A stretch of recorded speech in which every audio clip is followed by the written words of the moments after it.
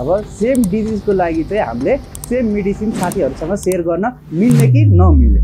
नमस्ते, म Sunny Kumar Yadav, doctor of pharmacy department clinic 1 बाट।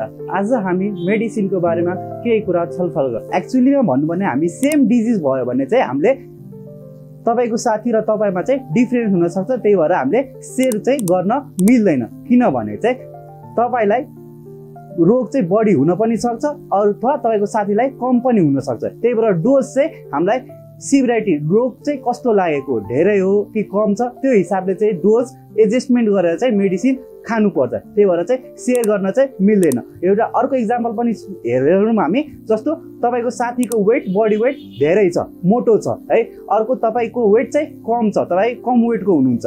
अब मोटो मान्छेको लागि के हुन्छ, मेडिसिनको डोज हाई हुन्छ, बिकज फ्याटले चाहिँ एब्जर्प्सनमा प्रब्लम गर्छ। त्यही भएर चाहिँ मोटो मान्छे लागि हाई डोज चाहिन्छ अनि पातलो मान्छे लागि चाहिँ लो डोज चाहिन्छ। त्यही भएर चाहिँ अब सेम साथी भएको केसमा चाहिँ, सेम डिजिज भएको केसमा चाहिँ डोज फरक युज हुनको कारण चाहिँ हामीले सेयर गर्न मिल्दैन। अब मोटो मान्छेलाई हाई डोज र पातलो मान्छेलाई चाहिँ लो डोजमा चाहिँ मेडिसिन दिनको कारण चाहिँ हामीले सेयर गर्न चाहिँ असौधी मिल्दैन।